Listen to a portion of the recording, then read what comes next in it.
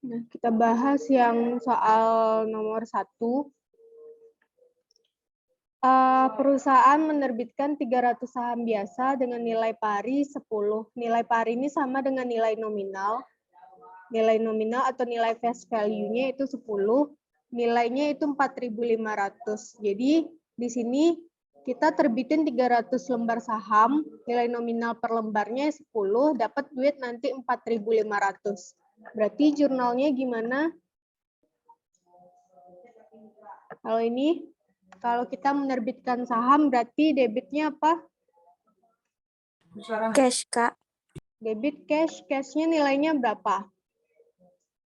4.500 4.500. euro. Berarti di sini debit cash 4.500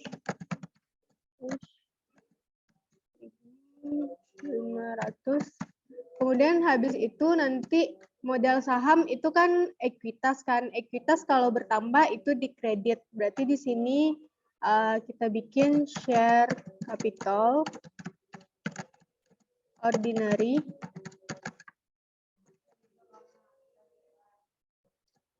Nah, di sini modal saham itu akan dicatat sebesar nilai nominalnya.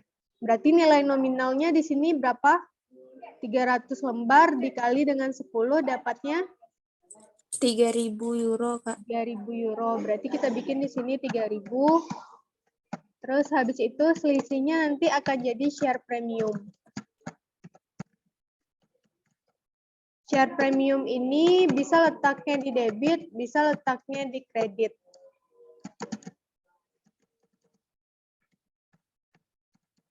Nah, jadi share premium itu adalah selisih antara kas yang kita terima, harga pasar dari saham, dengan nilai nominalnya. Jadi share premium itu adalah selisih antara nilai nominal saham dengan harga pasar dari saham itu.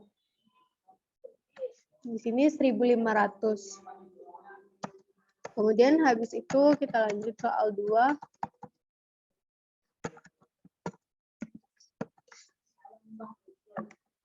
Soal 2, itu perusahaan menerbitkan 600 lembar saham biasa tanpa nilai pari dengan harga 8.200. Nah, tadi kan kalau kita belajar tadi saham biasa itu modal saham itu akan selalu dicatat sebesar nilai nominalnya atau sebesar nilai parnya.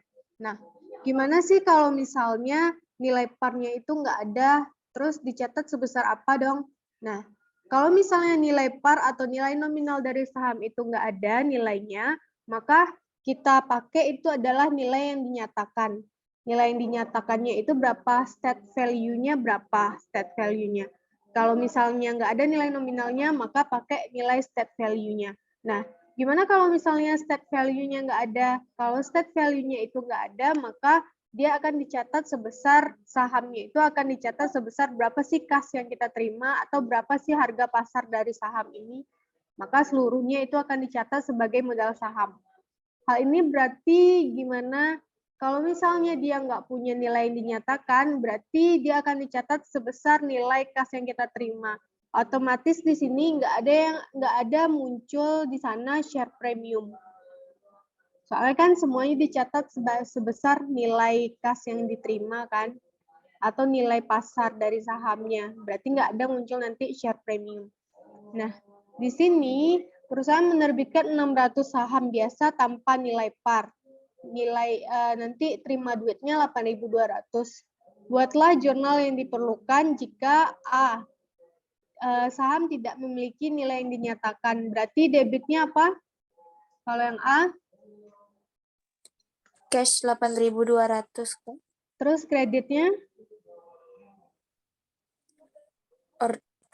Share capital ordinary 8.200. Iya, share capital ordinary 8.200. Berarti semuanya dicatat sebesar 8.200. Berarti di sini cash ini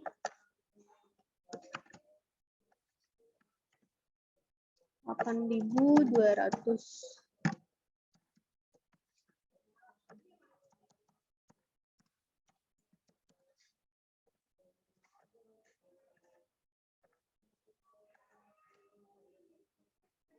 Nah, kemudian ini yang A. Kemudian yang B. Yang B, dia memiliki nilai yang dinyatakan atau state value-nya itu sebesar 2 per lembar sahamnya. Berarti di sini kita debit cash senilai 8.200. Kemudian share capital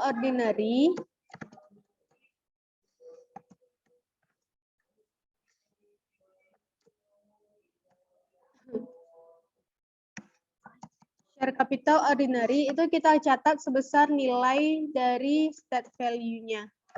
State value-nya di sini 2 per lembar saham. Berarti 2 kita kali dengan jumlah lembar saham yang diterbitkan itu 600. Berarti 2 dikali 600 dapatnya 1.200, Kak. ya, berarti kita bikin di sini 1.200. Terus selisihnya akan muncul share premium.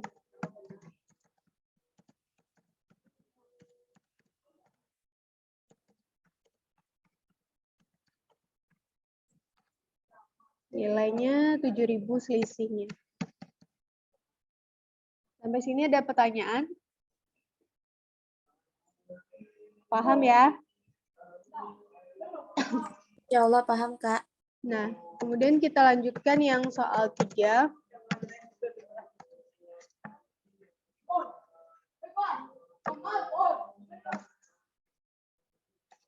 Soal 3, perusahaan memiliki saldo akun pada tanggal 31 Desember 2010 sebagai berikut.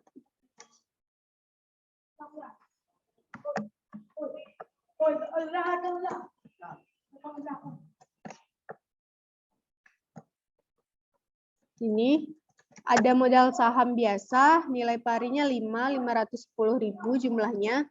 Kemudian saham Trisuri 90.000, saldo laba segini, premi saham biasa segini. Buatlah bagian ekuitas Wilko pada tanggal 31 Desember 2010. Jadi di sini kita disuruh untuk menyusun laporan perubahan laporan posisi keuangan bagian ekuitasnya aja. Jadi di sini berarti nama PT-nya kita bikin PT Wilko Corporation. Bikin Wilko Corporation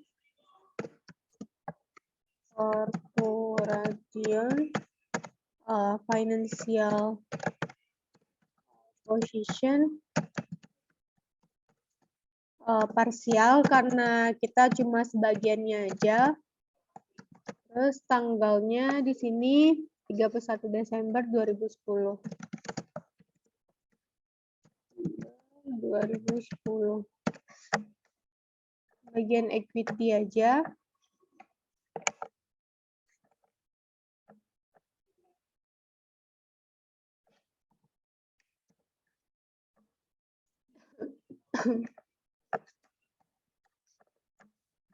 Bikin di sini ekuitas, equity. Nah, bagian equity itu yang pertama itu dia harus berurutan kalau untuk menyusun laporan financial position ini. Berarti urutannya itu adalah kita bikin dulu modal saham. Modal saham, share capital, ordinary,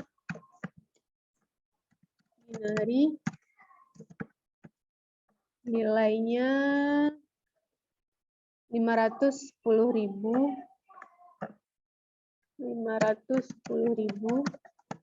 Kemudian habis share capital ordinary ini urutannya itu adalah share premium.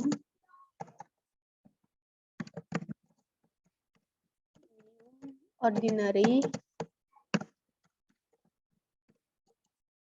Nilainya share premium itu 13.20.000. 1.320.000. Terus habis share premium ini itu nanti saldo laba, retained earnings,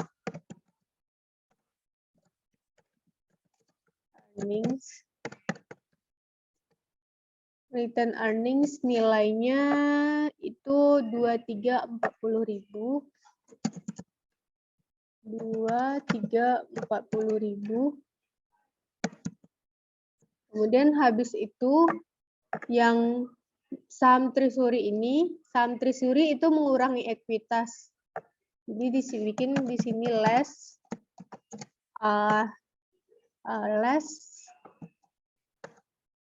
treasury share. Treasury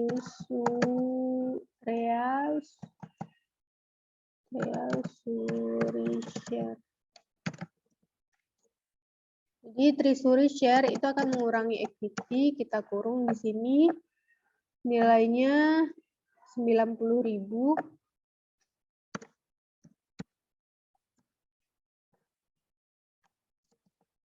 Baru di sini nanti total equity. Berapa jumlahnya?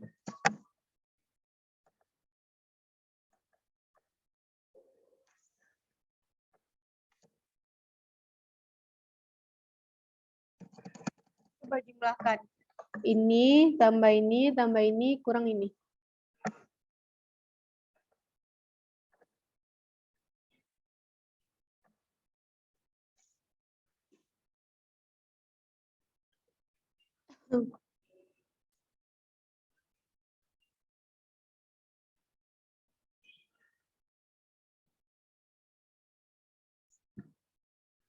Berapa?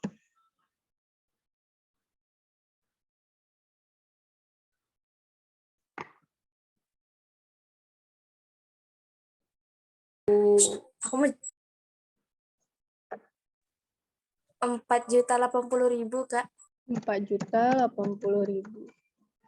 Nah, itu total equity-nya.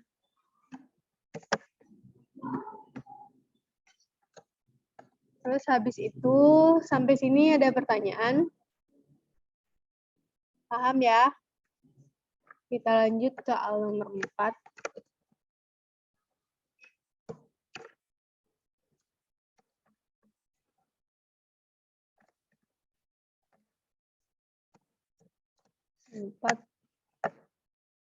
Soal nomor 4, perusahaan itu menerbitkan 300 saham biasa dengan nilai pari 10 dan 100 lembar saham preferen dengan nilai pari 50. Nilainya itu kita terbitkan sepaket ini 13.500. Jadi kayak lumsum. Lumsum itu dibeli secara paket gabungan yang terdiri dari saham biasa dan kemudian saham preferen, di mana nilainya itu totalnya 13.500. Nah, di sini diketahui nilai pasar dari masing-masing saham. Saham biasa nilai pasarnya segini, kemudian saham preferen nilai pasarnya segini. Nah, untuk pembelian saham secara lumsum atau gabungan, itu ada dua metodenya. Yang pertama itu adalah metode incremental, dan yang kedua itu adalah metode proporsional. Nah, kalau misalnya diketahui nilai harga pasarnya dua-duanya, maka kita pakai metode proporsional. Kalau misalnya cuma salah satunya aja, maka otomatis dia akan jadi metode incremental nanti. Nah, di sini berarti karena diketahui harga pasar keduanya, maka di sini itu metodenya adalah metode proporsional. Nah, di sini kita contohkan gimana jurnalnya saat penerbitannya itu adalah kita bikin tabel di sini.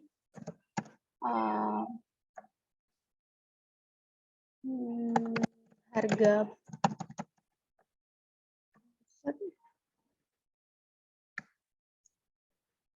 pasar, alokasi harga pasar, nilai nominal, premium. Tambah satu lagi.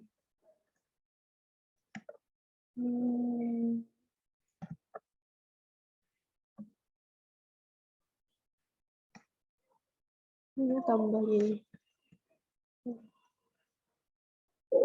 Sini Bikin di sini SB berarti saham biasa, SP berarti saham preference. Kita bikin di sini nilai pasarnya.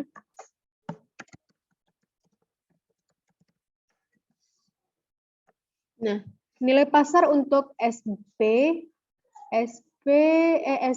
nilai pasarnya berarti di sini 300 lembar saham biasa dikali dengan nilai pasarnya 20, berarti 300 kali 20. Ini berarti 300 dikali 20, dapatnya di sini sama dengan 6.000. Nah, kemudian untuk SP, berarti SP 100 lembar, nilai harga pasarnya itu 90. Berarti 100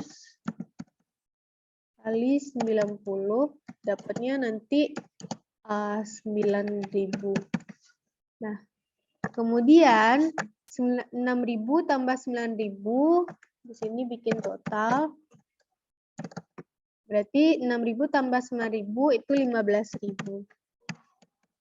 Nah, jadi kalau kita beli ini di pasar, itu harusnya kita ngeluarin duitnya itu 15.000. Harusnya ngeluarin duitnya 15.000. Namun karena kita beli secara gabungan, kita cukup ngeluarin duit 13.500 aja. Nah, jadi nanti gimana pengalokasiannya? Berarti kita bikin alokasi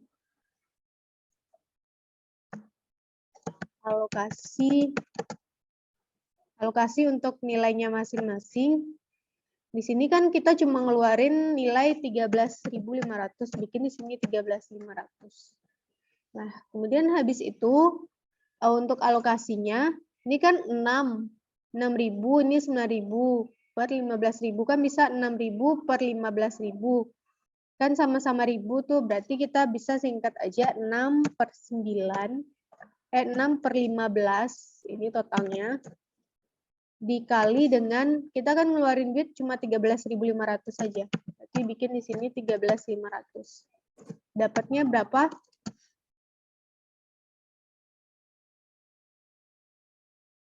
6 per 15 kali 13.500.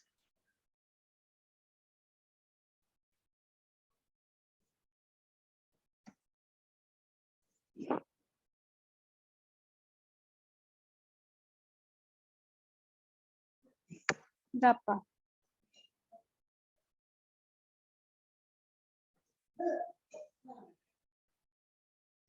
5.400, Kak. 5.400. Nah, kemudian berarti kalau yang SP-nya berarti di sini 9.000 per 15.000. Kita perkecil aja jadi 9 per 15 kali 13.500. Ini dapatnya berapa?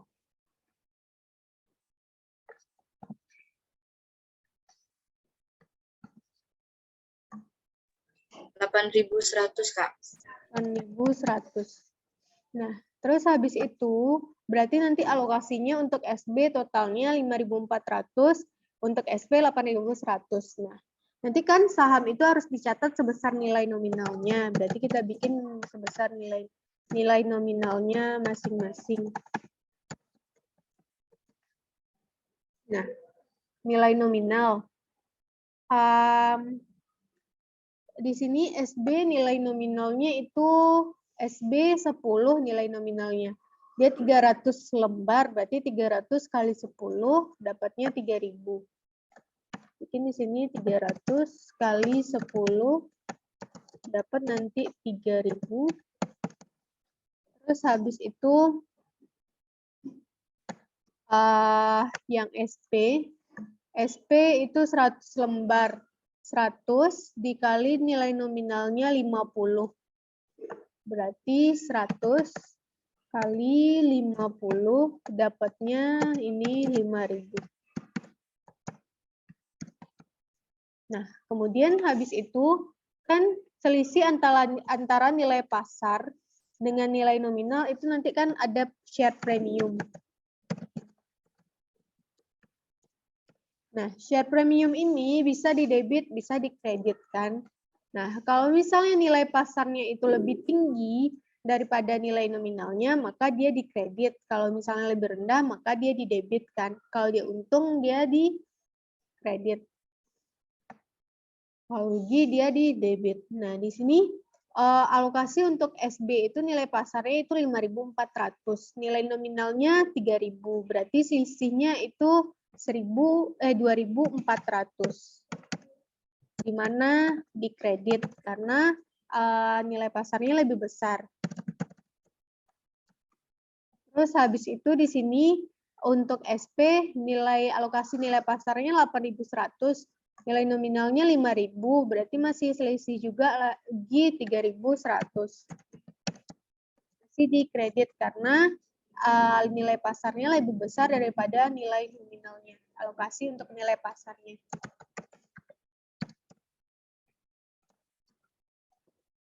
Nah, habis itu kita bikinlah catat jurnalnya. Berarti jurnalnya nanti kita dapat duit 13.500 ini kan dapatnya 13.500. Kemudian habis itu kita catat, kita terbitkan saham. Sahamnya terdiri dari saham biasa sama saham preferen. Di sini share capital ordinary.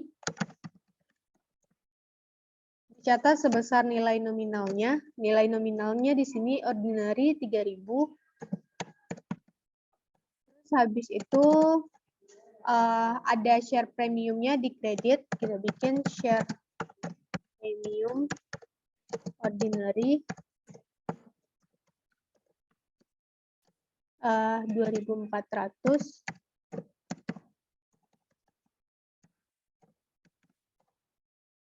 Kemudian habis itu kita catat share capital preferen.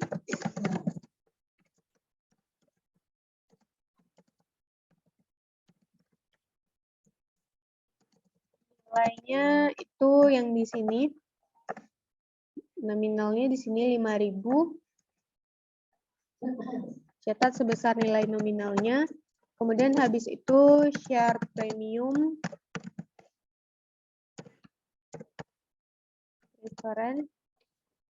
preference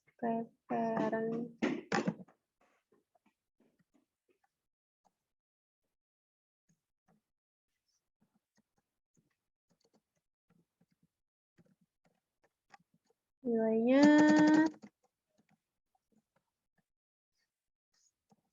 berapa ya? Nilainya di sini 3.100.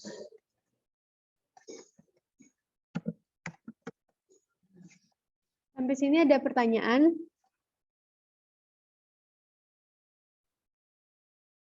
Paham ya? Yang ini. Nah, ini kan kalau misalnya diketahui harga pasarnya dua-duanya. Kalau misalnya nggak diketahui, di sini kita bikin contohnya satu lagi. Misalkan,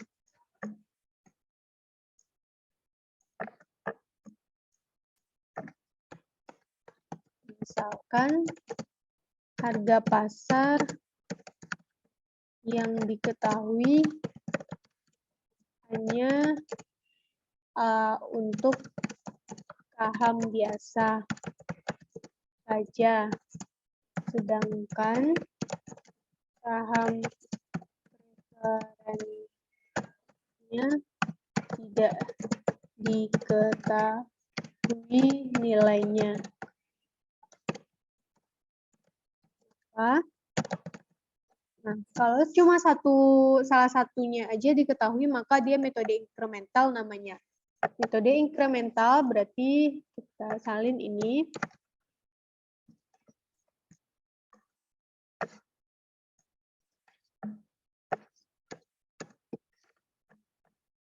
Nah, yang diketahui di sini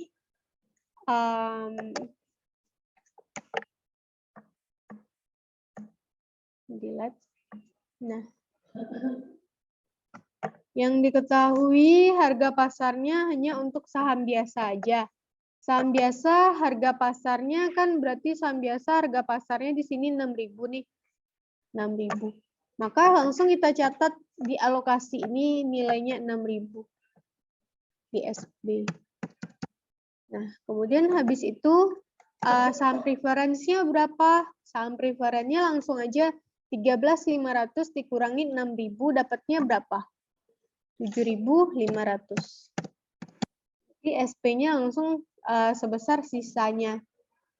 Jadi kita tulis berapa sih harga pasar dari SB? Kita tulis semuanya 6.000. Kemudian nanti selisihnya langsung menjadi harga pasar yang tidak diketahui tersebut.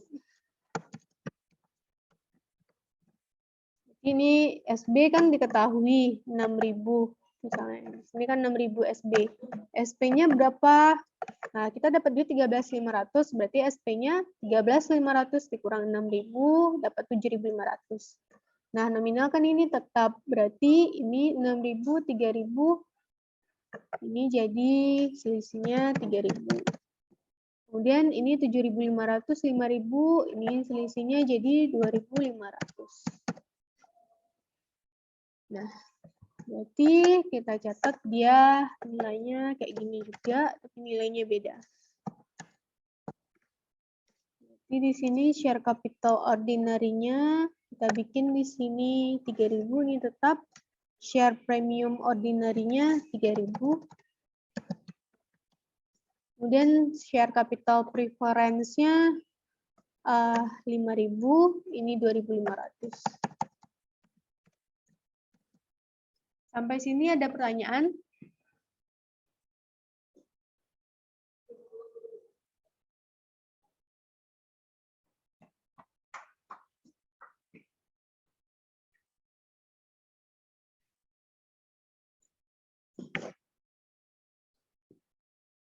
Ada yang bertanya?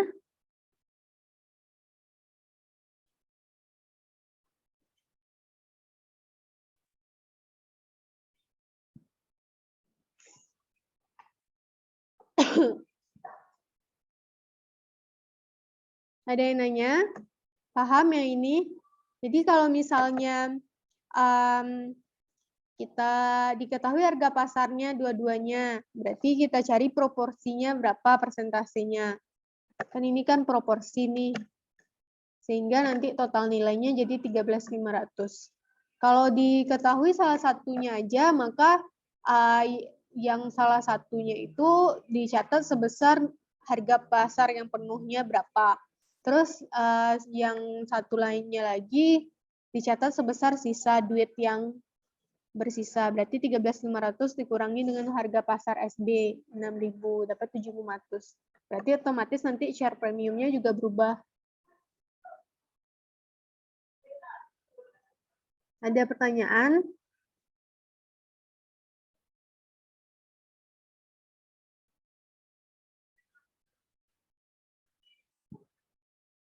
Paham ya?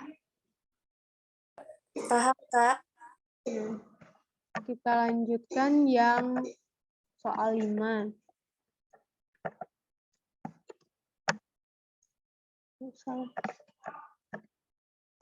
Soal 5. Soal 5. Pada tanggal 1 Februari 2010, perusahaan menerbitkan 3.000 saham biasa dengan nilai par 5 untuk tanah senilai 31.000.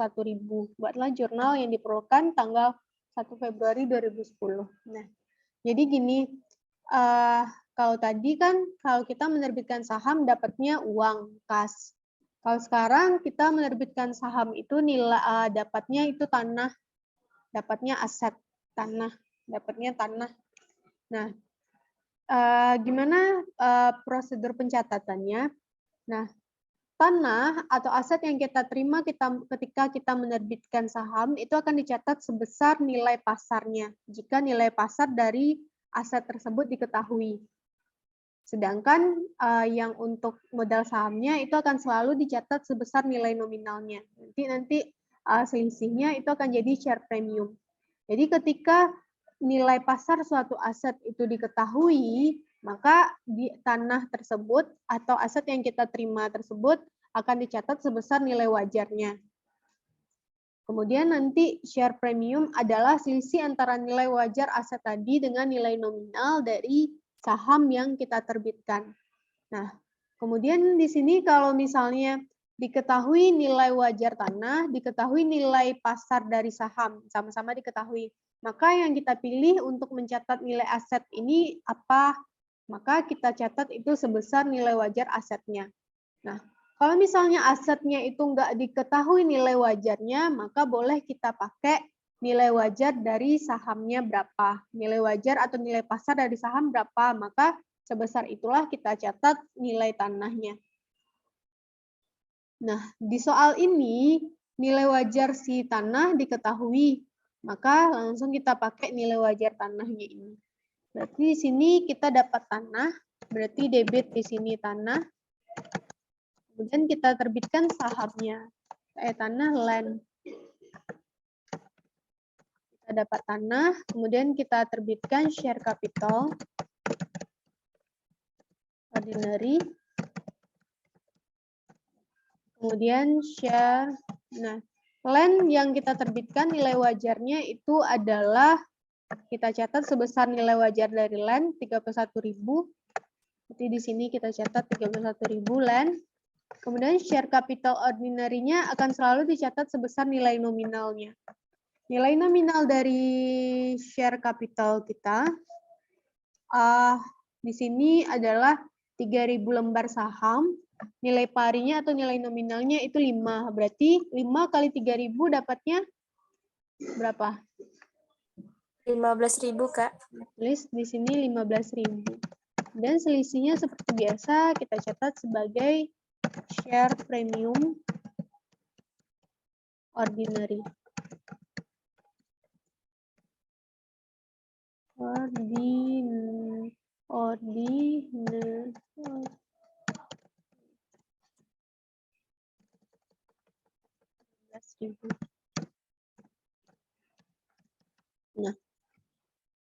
Nah, share premium ini macam-macam namanya. Ada yang paid in capital, tambahan modal disetor, terus ada juga yang bilang agio atau disagio saham. Jadi kalau nanti muncul kata-kata agio atau disagio itu sama dengan share premium. Kalau dia agio berarti dia share premiumnya di kredit. Kalau disagio berarti share premiumnya itu di debit. Atau tambahan modal disetor atau paid in capital itu sama dengan share premium. Nama lainnya. Kemudian habis itu selesai yang nomor 5. Kita lanjut yang nomor 6. Nomor 6, perusahaan menerbitkan 2.000 saham biasa dengan nilai nominalnya 10 per sahamnya, seharga 60.000. Kemudian si perusahaan ini mengeluarkan biaya perolehan sebesar 1.500 terkait dengan penerbitan saham tersebut. Buatlah jurnal untuk mencatat penerbitan saham perusahaan. Di sini, apabila biaya yang kita keluarkan itu terkait langsung dengan penerbitan sahamnya, maka itu akan mengurangi nilai dari share premium kita. Jadi nilai pasar sahamnya itu berkurang, berarti nanti share premiumnya akan berkurang. Otomatis di sini kas yang kita terima itu juga berkurang. Kenapa berkurang? Karena kita menerbitkan saham kan. Kalau kita menerbitkan saham, otomatis kita dapat duit. Nah, dapat duit kita di sini 60.000 cash, 60.000. Kemudian karena kita menerbitkan saham, kita keluar biaya sebesar 1.500. Berarti berkurang kan jadinya kas yang kita terima. Jadinya di sini debit cash 6. Ini kita debitkan cash. Cashnya itu adalah ini 60.000 dikurangi 1.500. Dapatnya 58.500. Nah, kemudian habis itu kita terbitkan sahamnya, berarti debit share capital ordinary.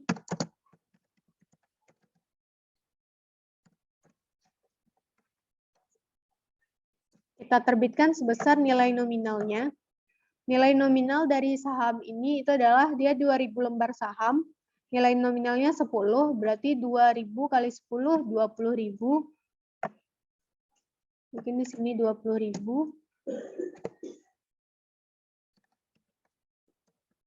Nah, adanya biaya tadi itu akan mengurangi nilai share premium kita.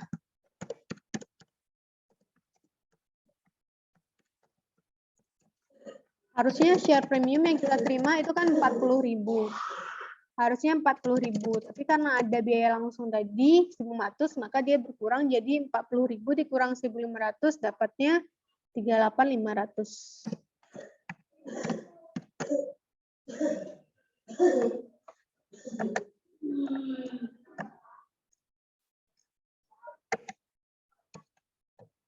Sampai sini ada pertanyaan?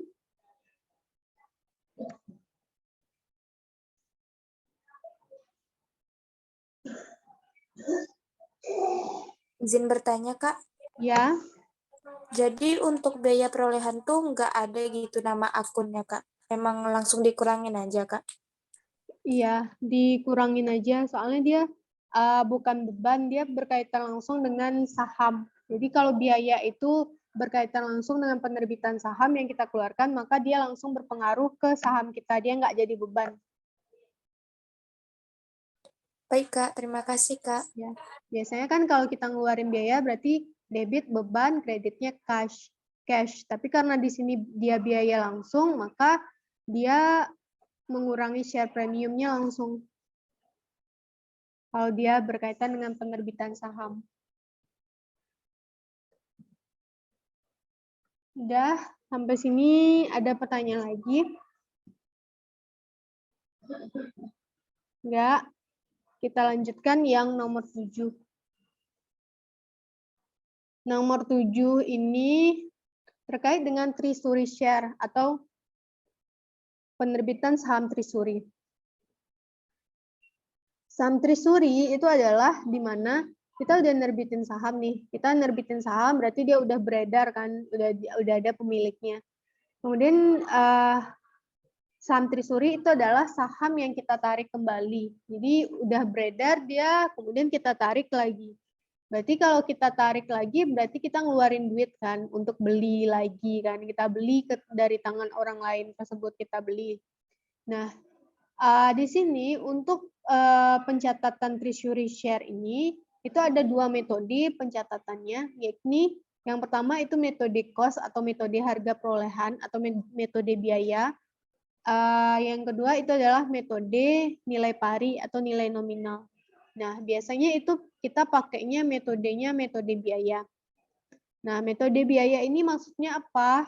Metode biaya itu maksudnya adalah ketika kita menerbitkan ketika kita menarik kembali saham kita, berarti kan kita beli tuh, berapa sih biaya yang kita keluarkan untuk membeli kembali saham kita tersebut, maka itulah cost-nya. Nah, jadi ketika nanti kita menerbitkan kembali saham treasury tadi, jadi setelah kita udah terbitkan sahamnya, kemudian kita beli kembali, jadi dia saham treasury. Nah, jadi saham treasury ini bisa lagi nanti kita terbitkan lagi. Kalau kita terbitkan lagi berarti kita jual lagi, dapat lagi duit kita. Nah, biasanya ketika kita menerbitkan saham, itu kan sahamnya bakalan dicatat sebesar nilai nominalnya kan. Nah, berbeda dengan saham treasury, ketika kita terbitkan kembali, maka saham treasury-nya itu akan dicatat sebesar cost-nya atau sebesar harga perolehannya. Harga perolehan maksudnya di sini adalah berapa sih kita biaya yang kita keluarkan pada saat kita menarik kembali saham kita tersebut. Pas awal kita mau beli lagi saham tadi, berapa duitnya. Maka ketika kita jual lagi, maka saham treasury-nya akan berkurang sebesar nilai ketika kita beli lagi tadi. Nah, supaya lebih paham, kita masuk aja ke yang 15.7 ini. Perusahaan memiliki 10.000 saham biasa dengan nilai nominalnya 10. Pada tanggal 1 Juli 2010, perusahaan membeli kembali 100 saham seharga 87 per sahamnya. Nah, jadi kita punya saham yang beredar yang udah kita jual sebelumnya 10.000 lembar saham. Kemudian kita beli kembali 100 lembar dengan nilai 87. Berarti cost-nya di sini adalah 87. Berarti 1 Juli 2010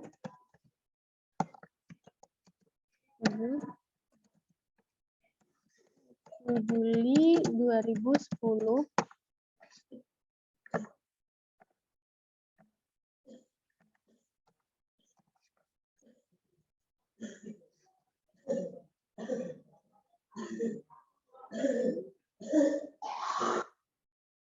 Satu Juli 2010 berarti nanti treasury share tadi kan itu mengurangi nilai ekuitas kan, mengurangi nilai ekuitas. Jadi ketika dia ekuitas kalau bertambah nilainya dikredit secara umum kan. Kalau dia bertambah dia dikredit. Nah, di sini karena treasury share ketika dia bertambah, kalau kita beli kembali berarti kan bertambah tuh treasury share kita. Dia pengurang ekuitas maka dia di debit. Ketika dia bertambah maka nilai treasury share itu di debit. Di sini treasury share di debit itu berapa sih kita beli? 87 kali 108.700. Karena kita beli kembali, maka kita keluarin duit cash sebesar 8.700. Nah, kemudian pada tanggal 1 September, perusahaan menerbitkan kembali 60 saham tersebut. Jadi udah kita beli lagi nih 100, kemudian 60-nya kita terbitkan lagi dengan harga 90. Kalau kita terbitkan lagi berarti kita dapat duit di sini. Maka 1 September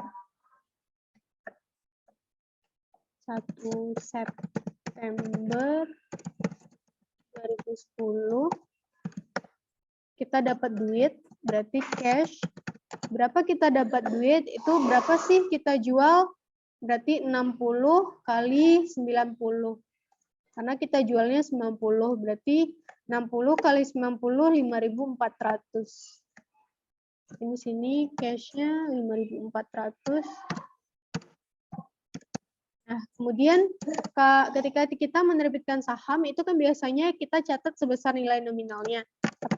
Namun kalau untuk treasury share, itu dicatat sebesar cost-nya. Treasury share.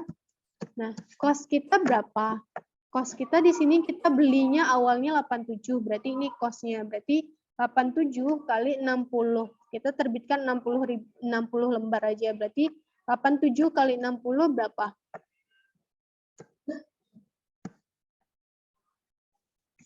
87 dikali 60.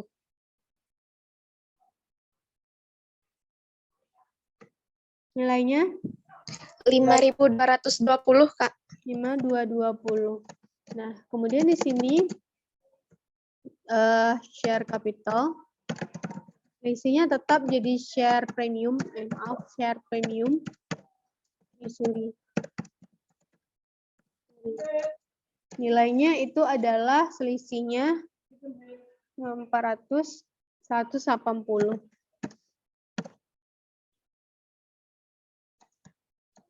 Kemudian tanggal 1 November, dia kan kita beli tadi 100 lembar, kita beli kembali 100 lembar. Udah kita terbitkan lagi 60, berarti sisa 40 lagi. 40 lagi ini kita terbitkan dengan harganya itu 83, berarti dapat duit nanti 40 kali 83. Berarti di sini 1 November.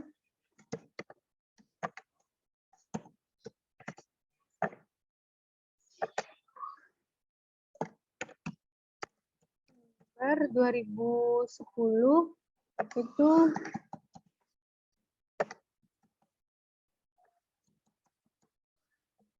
share premium ini bisa letaknya di debit, bisa letaknya di kredit. Nah, di sini 40 kali 83 berapa? 3.320. 3.320, berarti itu kas yang kita terima. 3.320. Nah, kemudian treasury share itu akan dicatat sebesar nilai cost-nya. Cost-nya kita beli itu 87, berarti 87 dikali 40 berapa? 3.480. 3.480. Nah, kemudian di sini kan berarti ini lebih besar nih. Ini lebih besar daripada ini. Berarti share premiumnya letaknya nanti di debit. Mungkin di sini treasury share premiumnya di debit berarti. Fikri. Nah, berarti share premiumnya di debit itu berapa? Selisihnya 160, Kak. 160. Nah, di sini perlu kita perhatikan bahwa saldo share premium kita itu di kredit berapa saldonya. Jadi share premium ini kan bisa transaksinya berkali-kali di kredit nih kan. Bisa di kredit misalkan. Nah, di sini kebetulan share premiumnya di kredit cuma 1 kali, berarti saldo dari share premium treasury itu di kredit itu 180. Nah, ketika ada yang share premium treasury-nya itu di debit, maka nilainya itu tidak boleh melebihi dari nilai dari share premium yang di kredit. Nah, di sini berarti yang di kredit share premium kita itu 180. Maka yang di debit di sini itu nggak boleh nilainya lebih dari 180. Nah, ini kan 160 masih kecil dari 180. Maka ini semuanya boleh dicatat sebagai share premium treasury. Nah, kalau misalnya di sini itu bukan 160 melainkan 200, maka gimana?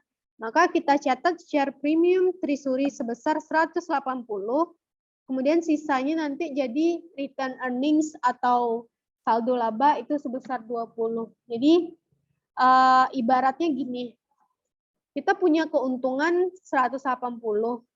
Nah, keuntungan cadangan kita cuma 180.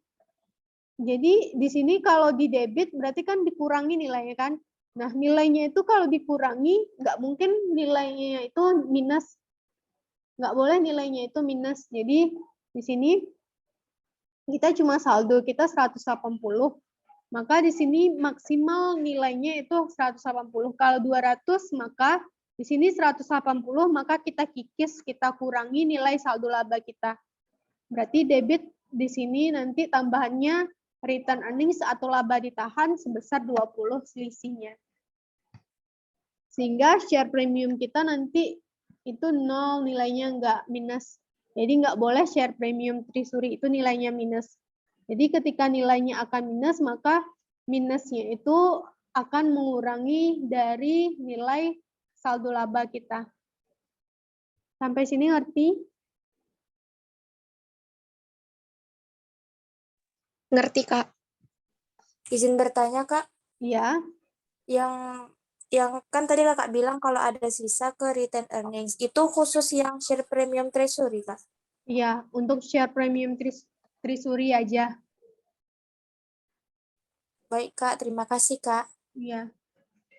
Nah, kemudian habis itu 1 November 2010. Ini selesai. Kemudian kita lanjut nomor 8.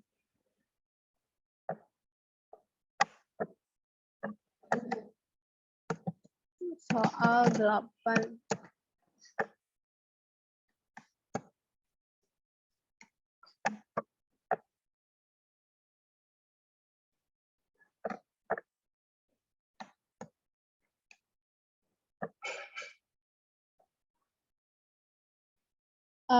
Perusahaan memiliki 20.000 lembar saham biasa yang beredar dengan nilai nominal 5.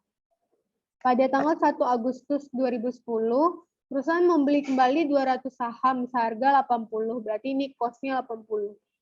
Kemudian pada tanggal 1 November, perusahaan itu berarti kita catat jurnalnya dulu, 1 Agustus 2010.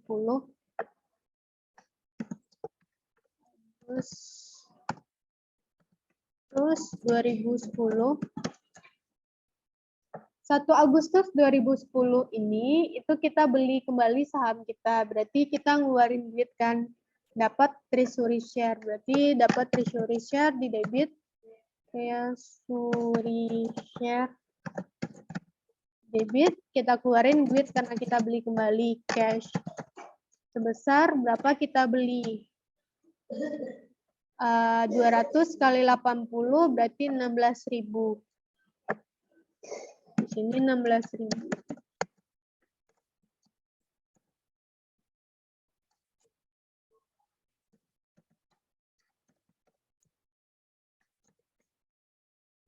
Nah, kemudian habis itu 1 November kita terbitkan kembali yang kita beli tadi.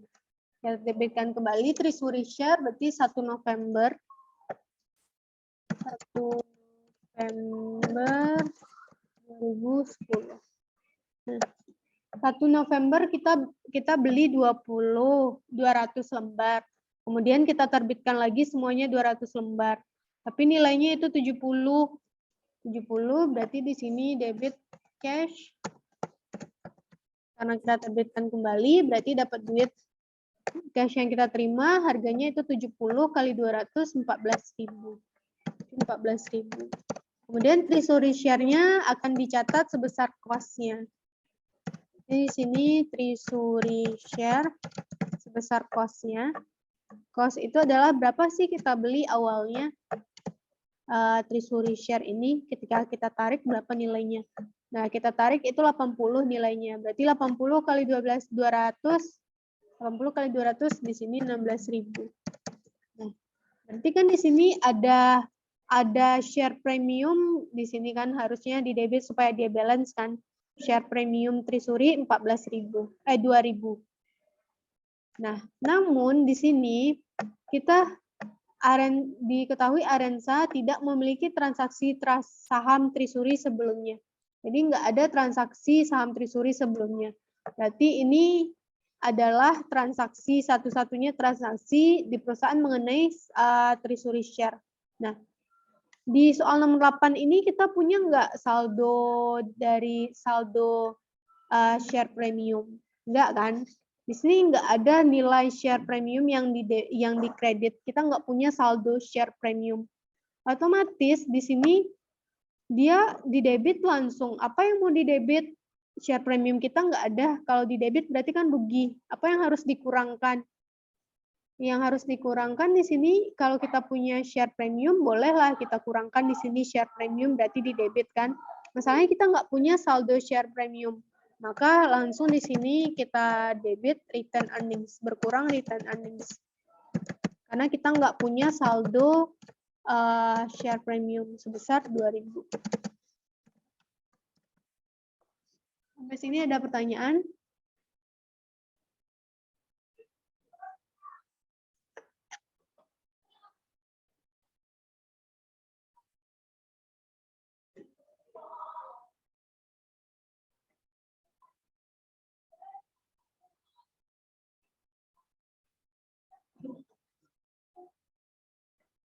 Sampai sini ngerti?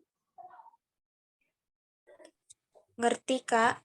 Nah, habis itu kita lanjut nomor 8, selesai.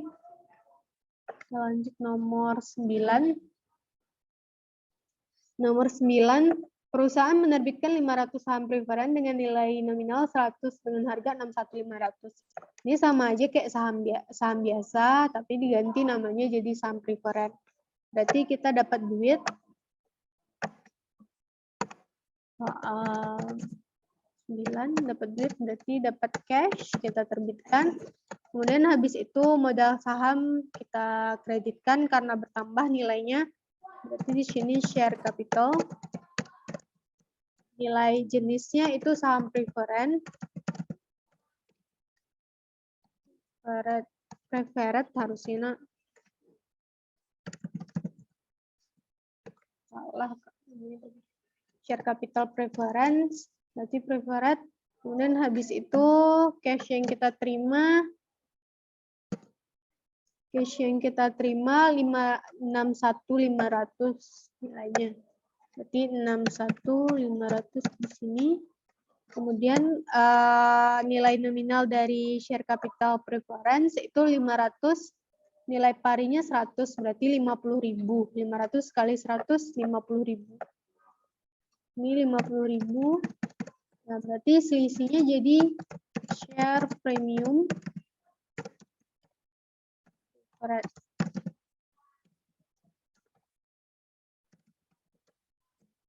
Nilainya 11.500.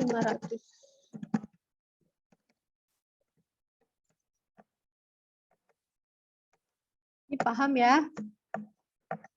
Ini nomor 9. Paham, Kak? Nah, kita lanjutkan yang nomor 10. Perusahaan mengumumkan dividen tunai sebesar 1 per saham atas 2 juta sahamnya yang beredar. Dividen tersebut diumumkan pada tanggal 1 Agustus, dibayarkan pada tanggal 1 September kepada seluruh pemegang saham yang tercatat terlulus. Nah, kan kalau misalnya kita menerbitkan saham, berarti nanti kita wajib mengeluarkan dividen. Nah, dividen ini itu ada macam-macam jenisnya. Ada dividen tunai atau cash dividen, kemudian dividen saham, terus ada dividen properti, terus ada lagi namanya dividen likuidasi. Nah, di sini kita bahas dulu yang dividen tunai. Dividen tunai berarti kita memberikan dividen itu dalam bentuk kas. Nah, ada 3 tanggal terkait dengan dividen. Itu yang pertama itu adalah tanggal pas ketika dividen akan diumumkan. Maka pada tanggal pengumuman ini itu ada jurnal yang dicatat. Kemudian ketika yang kedua tanggal pencatatan. Ketika tanggal pencatatan itu nggak ada jurnal yang perlu dicatat. Kemudian tanggal kita ngasih dividennya langsung, kasnya kita kasih. Nah, maka itu ada jurnal yang dicatat. Nah, umumnya dividen itu akan mengurangi saldo laba. Jadi adanya dividen itu akan mengurangi saldo laba. Berarti yang untuk nomor 10 di sini kita bikin soal 10. Tanggal pengumumannya 1 Agustus. 1 Agustus saat pengumuman.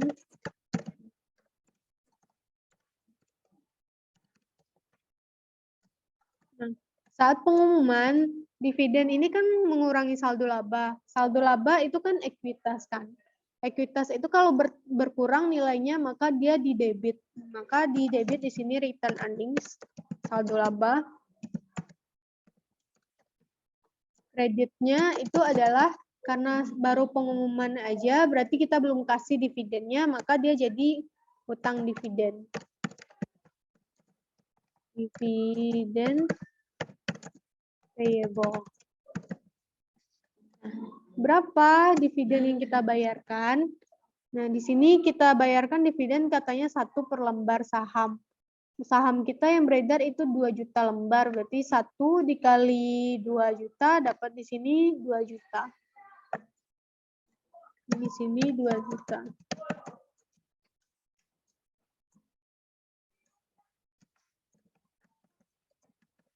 Nah, kemudian tanggal pencatatan.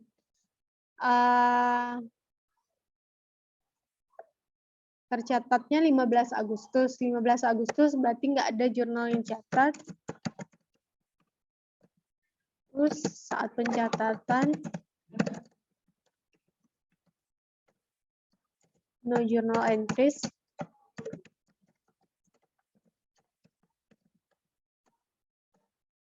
Nah, kemudian habis itu kita bayarkan itu tanggal 9 September.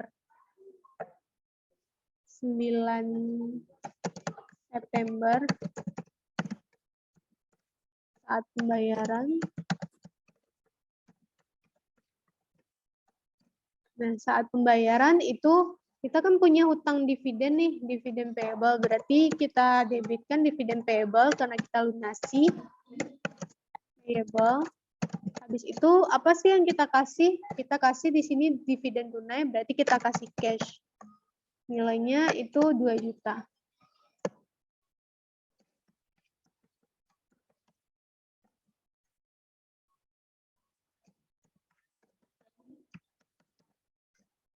Sampai sini ada pertanyaan?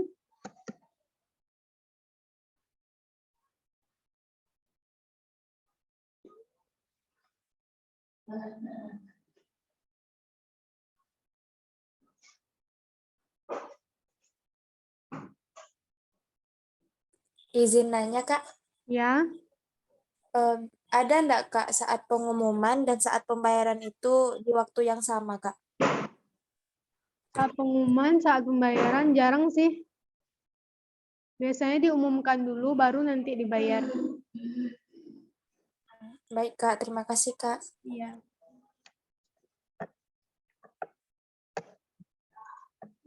Kemudian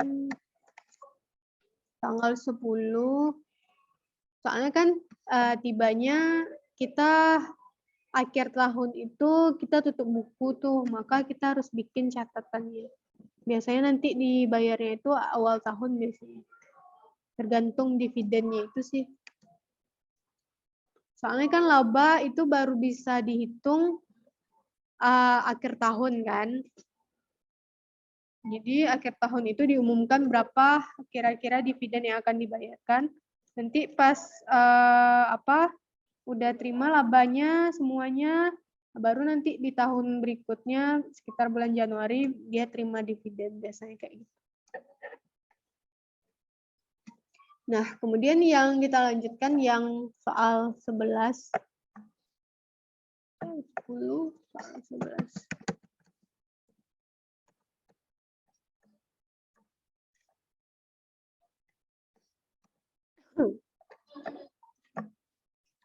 Nah, soal 11 ini itu adalah dividen properti.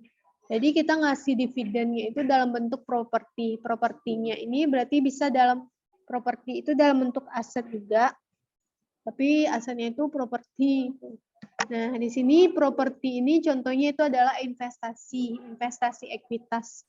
Nah, jadi saham itu ketika kita menerbitkan saham, maka dia jadi ekuitas. Ketika kita membeli saham orang lain, maka jatuhnya bagi kita itu adalah investasi, letaknya jadi aset. Jadi investasi adalah saham orang yang kita beli nanti jadi aset bagi kita. Sedangkan ketika kita menerbitkan saham kita sendiri, maka itu akan jadi ekuitas modal saham di laporan posisi keuangan. Nah, jadi di sini kita beli saham orang lain berarti kita berinvestasi ke orang lain kan. Nah, investasi tersebut, investasi yang kita punya ini, aset yang kita punya ini, itu kita jadikan dividen. Jadi kita kasih dividennya itu dalam bentuk investasi. Nah, investasi yang akan kita berikan itu harus dicatat nanti itu sebesar nilai pasarnya atau nilai wajarnya sekarang itu berapa. Nah, jadi kayak gitu. Jadi dividen properti itu akan dicatat propertinya itu sebesar nilai pasar dari propertinya itu sekarang berapa. Nah, jadi sebelum kita membagikan dividen properti, berarti kita harus menentukan nilai wajar dari investasi atau properti kita ini dulu. Jadi kita tentukan nilai ini kita buat dia sebesar nilai wajarnya dulu. Nah, di sini berarti kita buat dia sebesar nilai wajarnya. Berarti kita lihat di sini kita bakal ngasih investasi ekuitas non trading. Biaya perolehannya kita peroleh dulu itu 875.000. Untuk kepentingan dividen properti kan dia harus sebesar nilai wajarnya nanti tuh. Jadi di sini diketahui bahwa nilai wajar dari investasi tersebut pada saat dividen ini akan dibayarkan itu 1.200.000. Nah, di sini baru tercatat 875. Kita investasi ini sekarang nilainya udah 1.200.000, maka untuk supaya 875 ini jadi 1.200.000, maka harus ditambah lagi kan investasinya. Berarti di sini investasi di debit, investasi properti, nilainya berapa? Investasi properti 1.200.000 dikurang 875, 125, 325 ya. 325.000.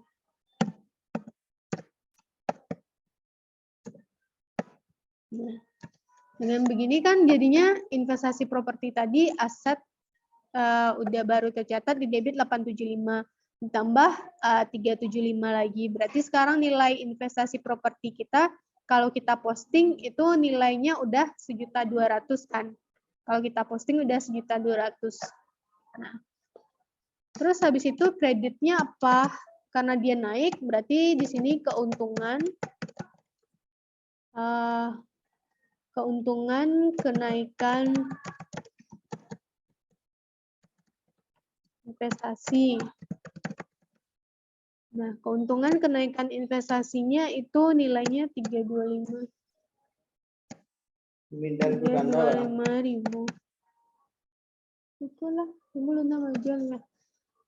Nah, terus habis itu setelah kita naikkan nilainya, berarti kan ini udah kalau kita posting investasi properti ini ke buku besarnya berarti udah 1.200.000. Maka baru setelah itu kita bagikan dia sebagai dividen. Nah, kita bagikan, kita umumkan itu tanggal 21 September. 21 September 2011 kita umumkan dividennya. Nah, berarti 21 September 2010. Nah, seperti biasa ketika kita memberikan dividen, maka saldo laba kita akan berkurang. Berarti di sini debit return earnings nilainya kan kita bagikan tadi nilai wajar dari propertinya kan 1.200.000, maka ini 1.200.000. Kemudian hutang karena kita belum ngasih berarti hutang dividen properti. Hutang dividen properti. Karena kita belum kasih propertinya. 1.200.000. Nah, kemudian kita distribusikan di sini atau kita bagikan dividennya itu tanggal 23 Oktober 2011. 23 Oktober 2011. Nah, 2011 ya, jauhnya lagi. Oh, ini 2011 semuanya.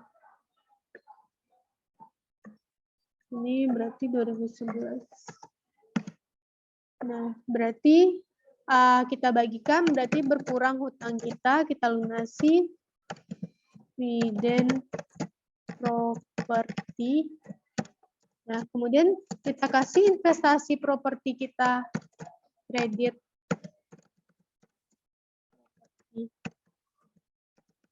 Nilainya 1.200.000. Kalau sebelumnya ngasih kas kan, sekarang kita kasih properti kita.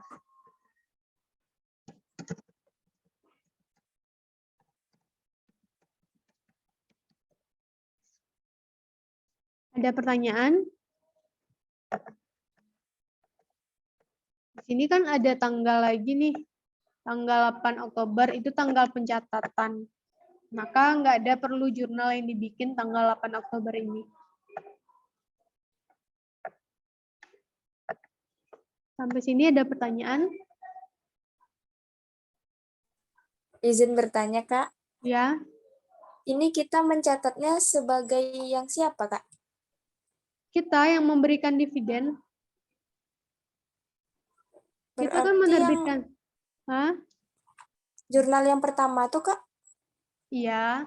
Jadi kan di sini kita punya. Jadi di sini kita dengar lagi. Jadi kalau kita menerbitkan saham yang kita terbitkan itu akan jadi modal saham. Nah, kemudian apabila kita membeli saham orang lain, maka itu jatuhnya investasi bagi kita. Investasi ini itu adalah aset properties. Nah, di sini kita punya properties dalam bentuk aset, dalam bentuk investasi saham. Kita punya aset dalam bentuk investasi saham. Nah, di sini kita nanti itu akan memberikan dividen, jatuhnya di sini dividen. Kita kan menerbitkan saham tadi. Kalau kita menerbitkan saham, kita punya kewajiban untuk memberikan dividen. Nah, dividennya ini bentuknya bisa macam-macam, bisa dalam bentuk kas, bisa dalam bentuk properti. Nah, di sini di soal 15-11 ini, dividen yang akan kita kasih itu adalah dalam bentuk investasi. Jadi kita kasih dia investasi. Kita kasih dia investasi. Nah, nilai investasi kita itu baru nilai investasi yang akan kita kasih ke dia. Berarti nanti otomatis di sini nanti kita kreditkan investasi properti itu karena kita kasih ke dia berarti kredit investasi properti. Nah, nilai yang akan kita kreditkan dari investasi properti kita itu adalah sebesar harga pasar dari investasi tersebut. Berapa sih investasi properti ini nilainya sekarang?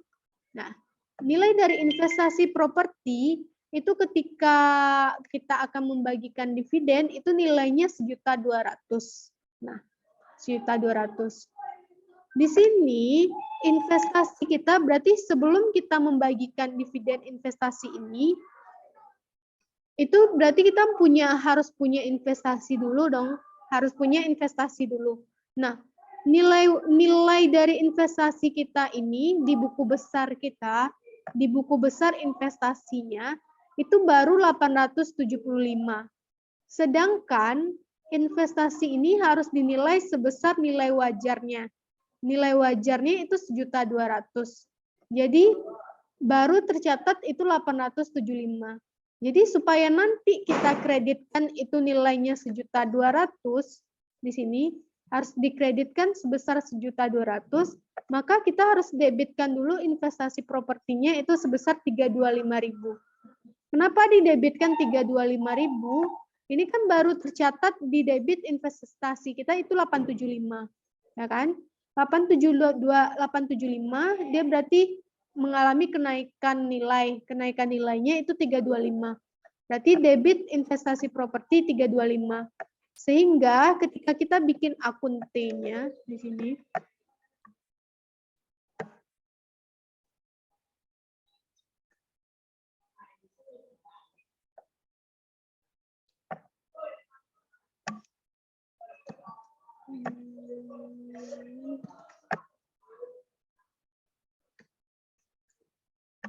susah bikin akun T ini sini.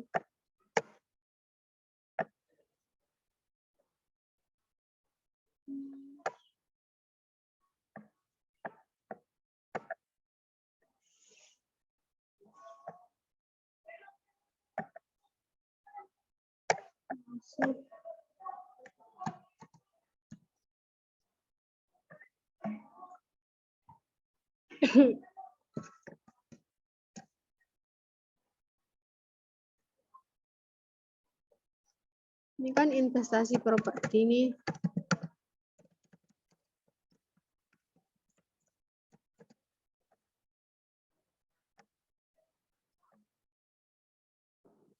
Nah, di sini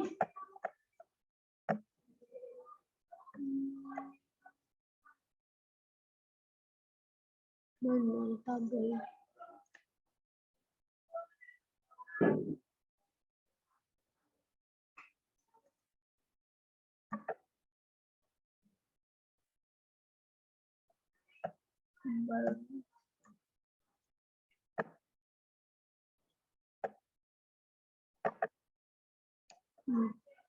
Ini kan akun T-nya.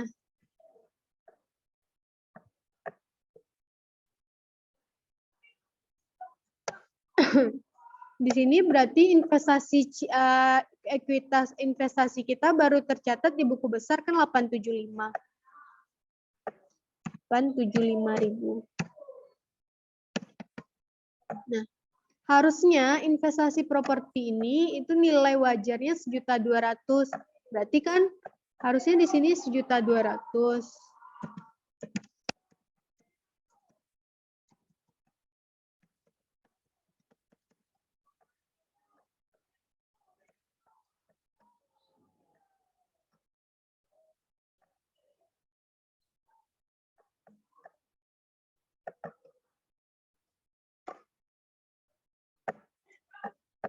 Nah, jadi supaya 875 ini jadi 1.200.000, maka harus debit lagi di sini 325.000. 325.000. Maka untuk supaya dia diposting kayak gini, maka harus dibikin jurnalnya kan. 325.000. Jadi kita naik nilainya dulu sebesar nilai investasinya 325.000, berarti pas 1.200.000. Berarti sekarang kita punya investasi nilainya 1.200.000 setelah kita naikkan nilainya. Nah, kemudian nanti kita yang investasi kita ini, karena kita membagikan dividen kita yang akan kita bagikan itu dalam bentuk investasi properti ini. Nah, jadi investasi properti kita ini kita kasih ke orang sebagai dividen. Kalau sebelumnya kita kan kasihnya dalam bentuk kas. Sekarang kita kasih yang ini. Investasi properti kita ini yang 1.200.000 ini. Sehingga nanti di sini pas kita kasih ke dia, di sini, ini kan pas kita kasih ke dia nih, kita kredit 1.200.000.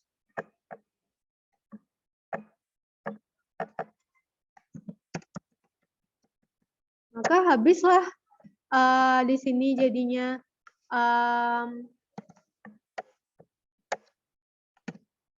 habis investasi properti kita karena udah kita kasih ke orang dalam bentuk dividen. Nah, coba kalau misalnya kita nggak catat 325 ini, nggak kita naikkan nilainya, otomatis di buku besar kita baru tercatat 375 kan, sedangkan kita harus mengkreditkan nanti 1.200.000. Jadinya mana mungkin kita cuma punya investasi properti 875, dikreditkan pula 1.200.000, itu nggak mungkin kan, minus kan. Makanya kita naikkan nilainya dulu, baru nanti nilai yang udah dinaikkan itu yang kita kasih ke orang. Sampai sini paham? Paham, Kak. Makasih, Kak. Ya. Nah, kemudian kita lanjutkan soal 11, soal 12 lagi. Soal 12, perusahaan mengumumkan pada tanggal 20 April dividen sebesar 500.000 yang dibayarkan tanggal 1 Juni. Dari jumlah tersebut sebesar 125 adalah imbal hasil modal. Buatlah jurnal pada tanggal 20 April dan 1 Juni untuk Zeng. Imbal hasil modal.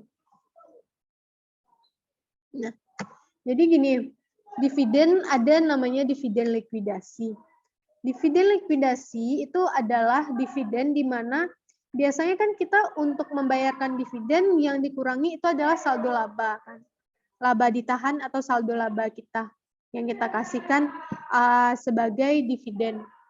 Nah, masalahnya di sini mungkin karena kita mengalami masalah keuangan atau mau bangkrut gitu, sehingga saldo laba kita ini nggak mencukupi untuk membayar dividen. Jadi kita punya saldo laba itu misalkan di sini saldo laba kita cuma ada di sini kalau di soal berarti 375.000. Saldo laba kita ini kita cuma punya 375.000. Sedangkan dividen yang harus kita bayarkan, kita janjikan untuk dibayar itu 500.000. Nah, berarti kan kurang saldo laba kita kan? Kurang dari seharusnya. Maka itu nanti setelah akan kita iris, kita ambil itu kelebihannya supaya cukup dividen yang kita bayarkan, itu kita ambilkan dari modal kita. Jadi modal kita yang kita kurangi. Nah, berarti di sini modal kita yang akan kita kurangi itu adalah kalau kita masih punya premi saham, dia kan ada tuh saham nih preminya, terus ada juga yang modal sahamnya. Kurangi premi sahamnya dulu kalau masih ada. Nanti kalau premi saham kita udah habis, baru nanti kita kurangi modal saham. Berarti di sini 20 April tanggal 20 April diumumkan soal 12.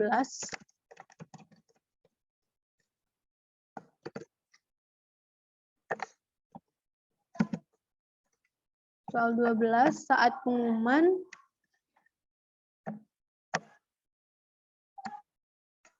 April 20 April saat pengumuman. Nah, debit saldo laba. Kemudian karena saldo laba kita nggak cukup, maka debit lagi berkurang di sini share premium kita. Share premium ordinary.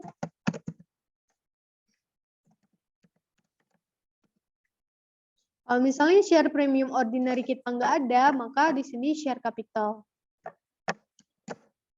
Saldo laba kita 375.000, yang ada cuma. Kemudian share premium ordinary kita harus di sini katanya diambilkan 125.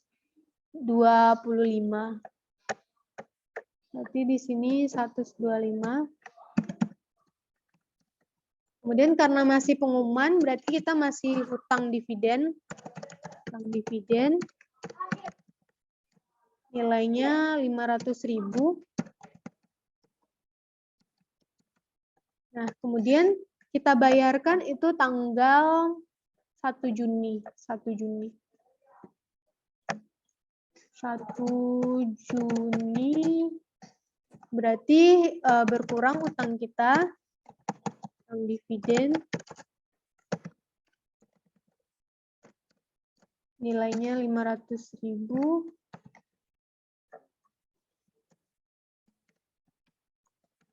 Kemudian kreditnya nanti cash, kita kasih dia uang.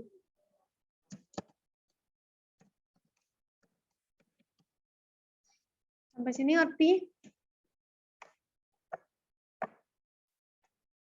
Jadi dividen likuidasi itu dikeluarkan apabila saldo laba kita tidak mencukupi, sehingga namanya likuidasi kan. Likuidasi itu kan negatif gitu kan, pas dilikuidasi perusahaannya mau bangkrut gitu kan, saldo labanya nggak cukup sehingga kita ambilkan dari modal. Makanya di sini 125 adalah imbal hasil modal.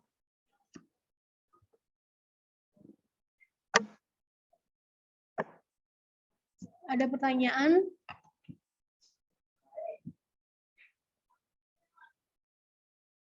Saldo laba ini return earnings sama dengan laba ditahan akunnya.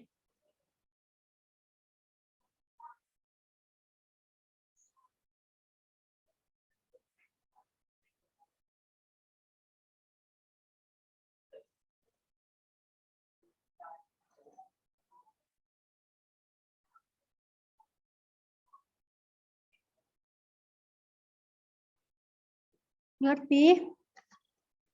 Lanjut.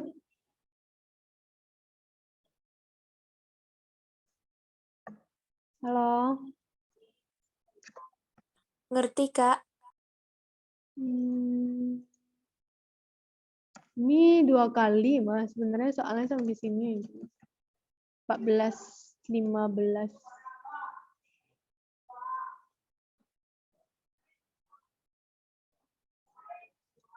Nomor berapa kita lagi?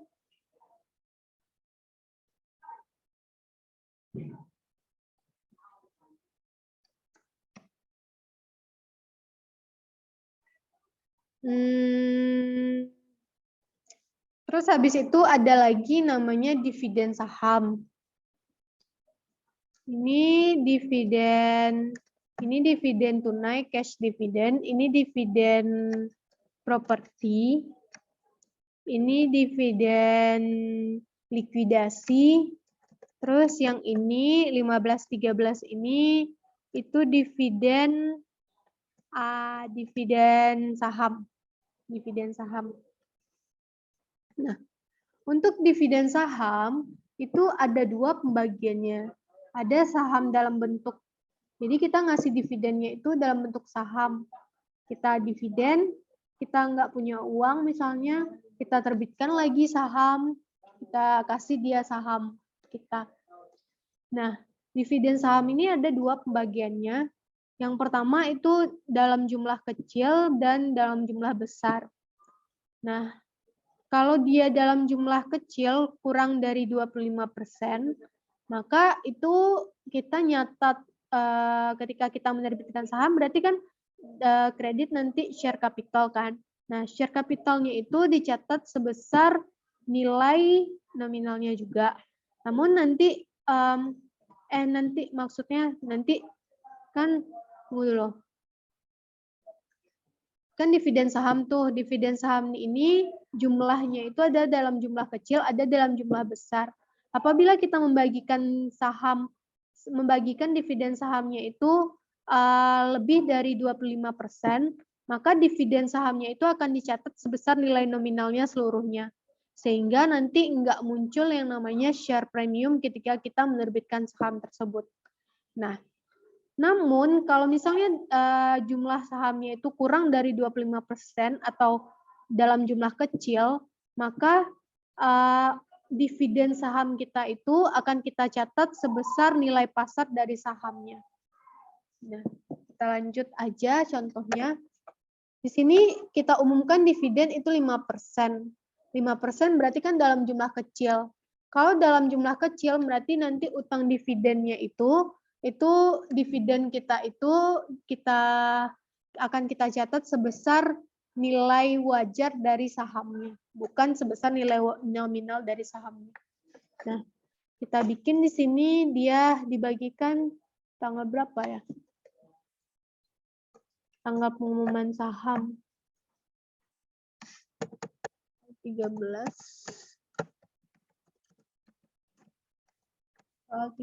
saat pengumuman. Nah, saat pengumuman kita bikin dulu di sini jumlah saham yang akan dibagikan. Nah, jumlah saham yang akan dibagikan dalam bentuk dividen itu adalah berapa lembar sih sahamnya yang kita miliki yang beredar sekarang. Yang beredar saham sekarang 400.000. Nah, akan dibagikan sebanyak 5% sebagai dividen. Berarti 5% dari jumlah saham yang beredar. Berarti 5% kali 400.000 lembar. Ini kali lembarnya. Maka jumlah saham yang akan kita bagikan itu 5% kali 400.000 berapa? 20.000 lembar atau 20.000 lembar?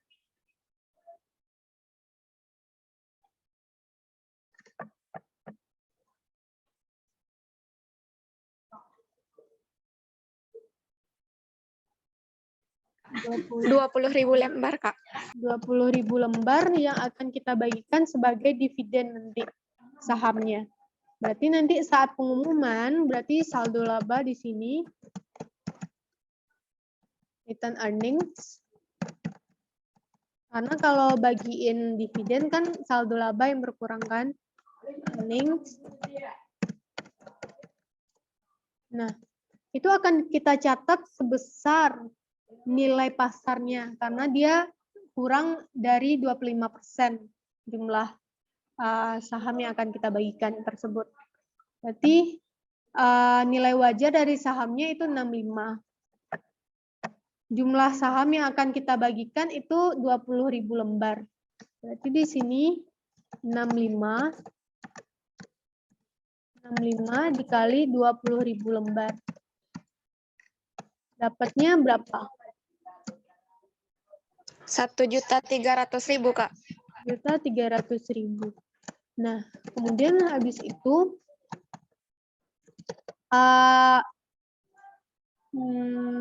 modal saham yang akan dibagikan.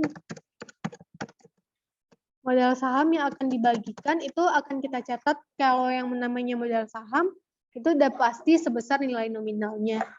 Nilai nominal sahamnya itu 10 di sini, 10. Yang kita bagikan itu 20.000 lembar, berarti 200.000 di sini.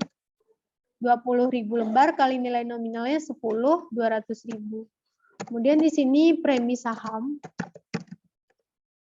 Premi saham biasa itu selisihnya 1.100.000.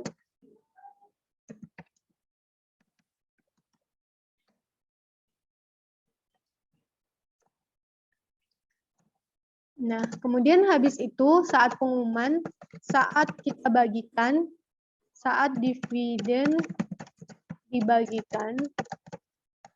Nah, ini kan modal saham yang akan dibagikan, yang baru akan dibagikan, berarti belum terbit sahamnya. Berarti kita bagikan, berarti berkurang yang ini. Berkurang yang ini, berarti supaya 0 saldonya, berarti kita debitkan lagi modal saham yang akan dibagikan sebesar 200.000.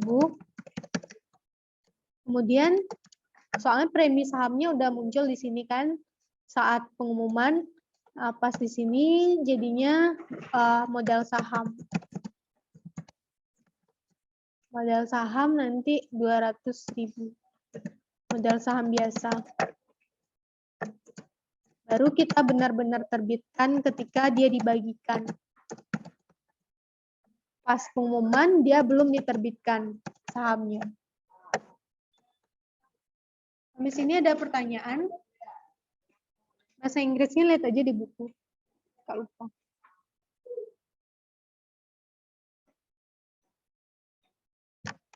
Udah? Sampai sini paham ya? Jadi premi sahamnya dicatat saat pengumuman, saat pembagian baru modal saham yang sebenarnya itu kita terbitkan. Udah? Yang ini paham? Kita lanjutkan yang nomor 14. Ini 2 kali ya Kak masukinnya. 14 nih kita selesai.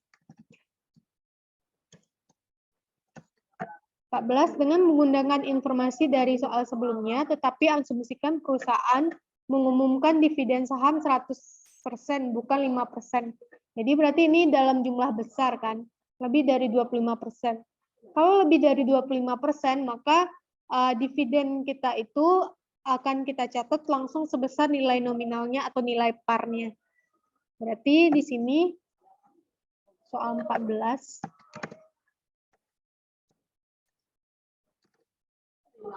Soal 14. Nilai dia sama ini.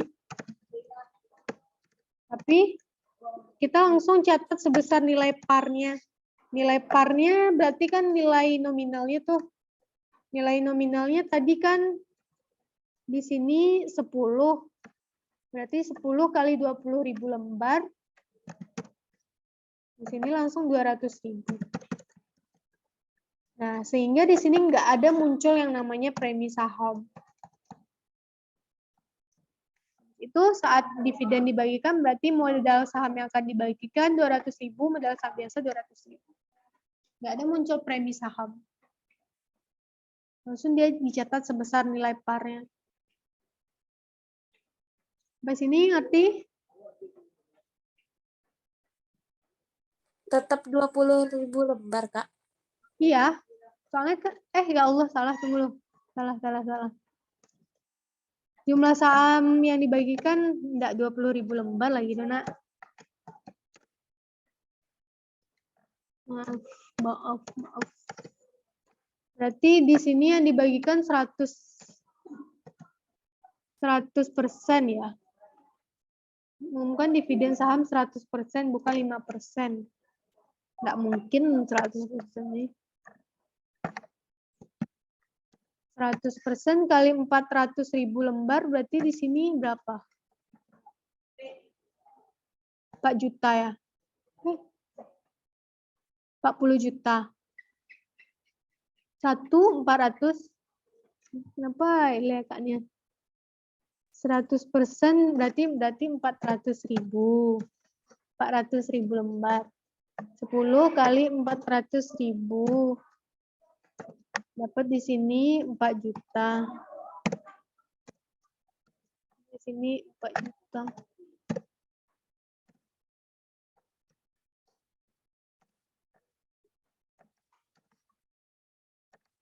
Ini 4 juta.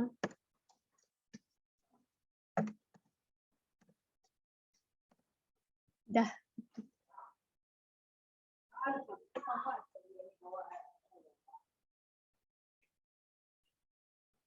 Dah.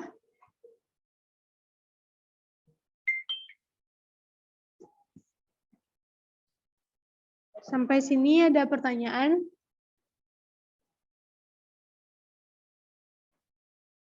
Nomor 15 besok aja kita lanjutin. Soalnya dia macam-macam ini.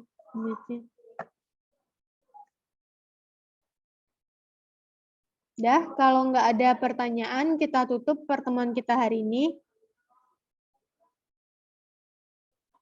Ada pertanyaan? Udah paham? Paham, Kak? Udah. Kita tutup Paham, Kak. Udah. Kita tutup pertemuan kita hari ini. Lebih dan kurang mohon maaf. Assalamualaikum warahmatullahi wabarakatuh. Waalaikumsalam warahmatullahi wabarakatuh. Terima kasih, Kak. Ya.